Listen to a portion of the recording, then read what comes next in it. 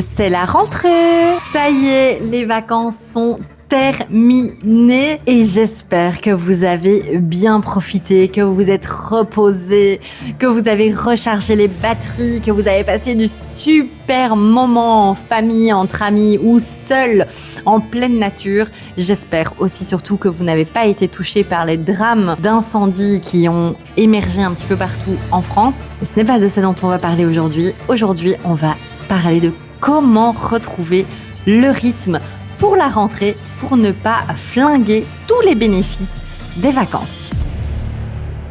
Bienvenue dans ce nouvel épisode de Bien dans mon plumard, le podcast. Je suis Clémence Lejoly, je suis psychologue spécialiste du sommeil et je sais que la période des vacances, quand on a des problèmes de sommeil, c'est une période particulière.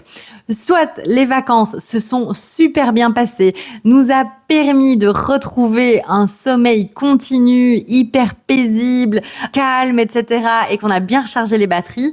Ou alors les vacances ont plutôt montré, exacerbé le fait que le sommeil c'est vraiment pas terrible et que même en vacances, il ne rentre pas dans l'ordre. De toute façon, quoi qu'il en soit, c'est une information intéressante. Que vous ayez mieux dormi en vacances ou que votre sommeil soit resté pourri tout au long des vacances, c'est une information intéressante. Soit pour indiquer peut-être l'urgence de prendre en charge cette problématique bien spécifique parce que visiblement, avec le temps, elle ne se règle pas toute seule.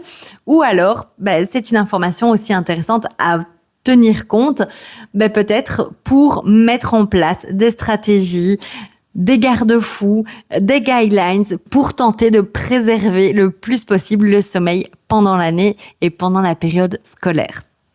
Mais avant toute chose, on va voir ensemble comment retrouver un rythme à la rentrée et ne pas saboter vraiment tous les bénéfices des vacances. Si vous avez décalé votre rythme, si vous avez décalé votre heure de réveil le matin, peut-être que vous êtes allé dormir plus tard, peut-être que vous avez profité des longues soirées d'été pour vraiment aller dormir plus tard et faire un maximum de choses, eh bien, il va falloir un petit temps d'adaptation pour retrouver un rythme imposé par la vie scolaire, la vie professionnelle. Et j'ai décidé de faire cet épisode en vue de la rentrée parce que malheureusement, les conseils que l'on voit un petit peu partout ne sont pas tout à fait pertinents parce qu'ils vont à l'encontre totalement de ce que dit la science.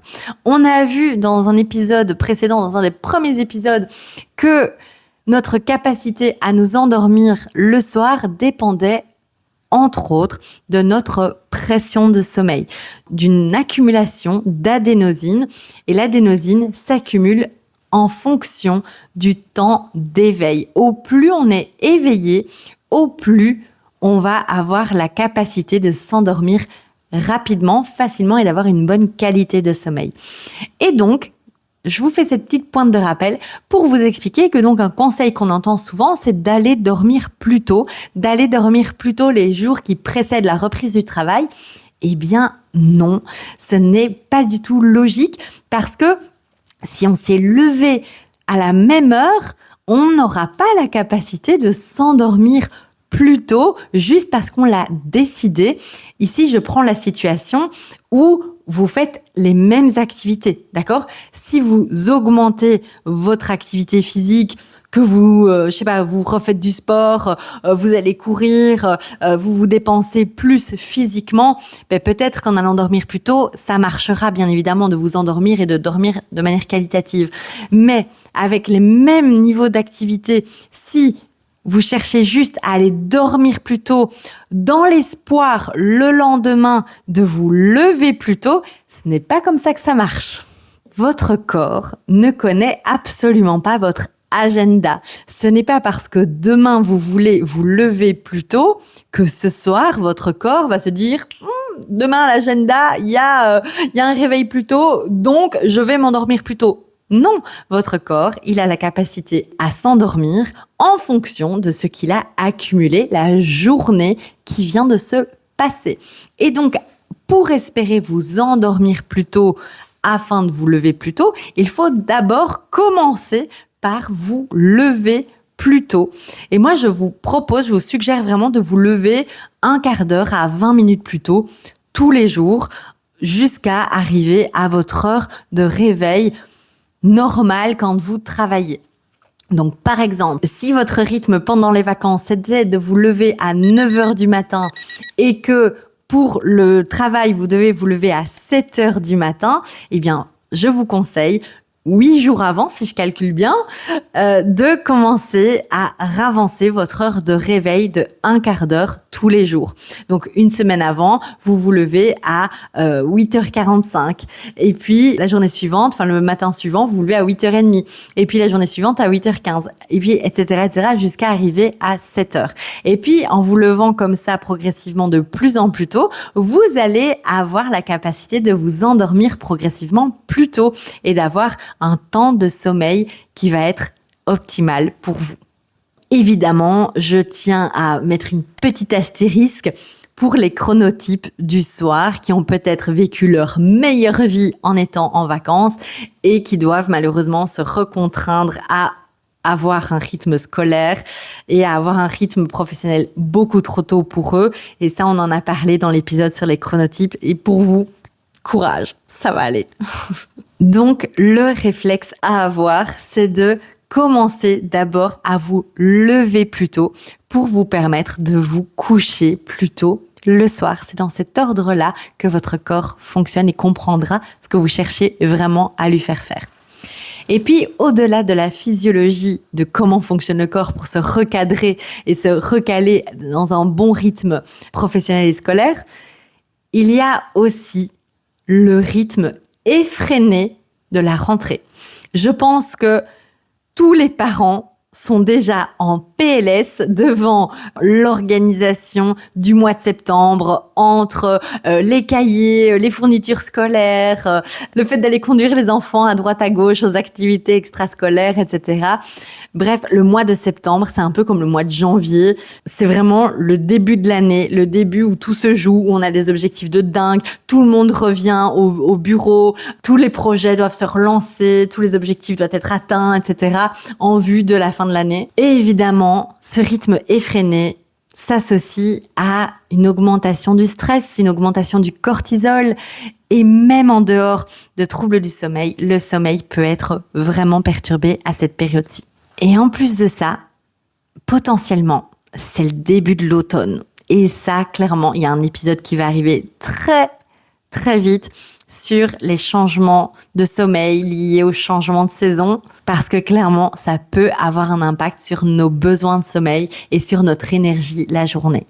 Mais il y a surtout un phénomène sur lequel j'ai envie d'attirer votre attention aujourd'hui parce que je pense que c'est un fléau et c'est aussi extrêmement fréquent à l'heure actuelle, c'est la procrastination à aller dormir. Particulièrement pendant l'année scolaire, quand on est parent, quand on a plein de choses à gérer, quand on a une vie active, une vie sociale, la vie scolaire des enfants, etc. Ça peut arriver fréquemment d'observer ce que l'on appelle une procrastination à aller dormir, c'est-à-dire le fait de reculer l'endormissement pour avoir du temps pour soi, pour avoir du temps pour faire des choses, pour se poser éventuellement en soirée, après que les enfants aient été mis au lit, par exemple, de pouvoir continuer à faire un brin de rangement, la vaisselle, un peu de ménage, de prendre un peu du temps pour soi, regarder un film, une série, et pour pouvoir avoir un petit peu de temps pour se poser avant d'aller dormir. Et c'est comme ça qu'il y a des personnes qui, plutôt que d'aller dormir selon leurs besoins à 23h, iront peut-être de préférence dormir à minuit, là où le réveil est intransigeant et sonne à la même heure tous les jours. Mais ça peut rapidement, facilement donner lieu à une privation de sommeil liée à cette procrastination à aller dormir. Donc pour ça, pas de miracle, il faut évidemment préparer la rentrée, préparer le mieux possible, tant d'un point de vue de ses batteries et de sa recharge d'énergie, mais aussi d'un point de vue logistique et organisationnel. Au plus vous allez prendre du temps en amont avant la rentrée pour vous organiser, pour vous poser, pour éventuellement déléguer aussi certaines choses à droite à gauche, au plus, mine de rien, ça aura un effet bénéfique sur votre sommeil. peut-être déjà sur la qualité de votre sommeil pour arrêter d'avoir cette tête qui va exploser H24 avec toutes les choses auxquelles il faut penser, mais aussi, donc, comme je viens de l'expliquer, sur la procrastination à aller dormir. Je vous souhaite déjà une très très bonne rentrée. Je constate souvent que la rentrée, c'est un moment idéal et propice pour prendre soin de soi et pour enfin mettre l'accent sur ces difficultés que l'on souhaitait régler et aborder en profondeur. Donc, si vous sentez le besoin, l'envie de vous faire accompagner pour améliorer votre sommeil, vous pouvez retrouver la liste des professionnels que j'ai formés au sommeil en description de cet épisode. Et si tu es professionnel de l'accompagnement, que tu sois sophrologue, psy, kiné, ostéopathe, sophrologue, bref, si tu travailles avec l'humain et que, en regardant ces épisodes de podcast, tu te rends compte que ce serait quand même vraiment super intéressant de te former au sommeil, je t'invite à ma conférence gratuite où je t'explique et je te montre concrètement comment te former au sommeil peut transformer ta pratique. Je vous remercie vraiment pour votre écoute, d'être de plus en plus nombreux à suivre et à partager les épisodes autour de vous. Je me réjouis déjà de vous retrouver la semaine prochaine pour le prochain épisode et d'ici là, faites de beaux rêves!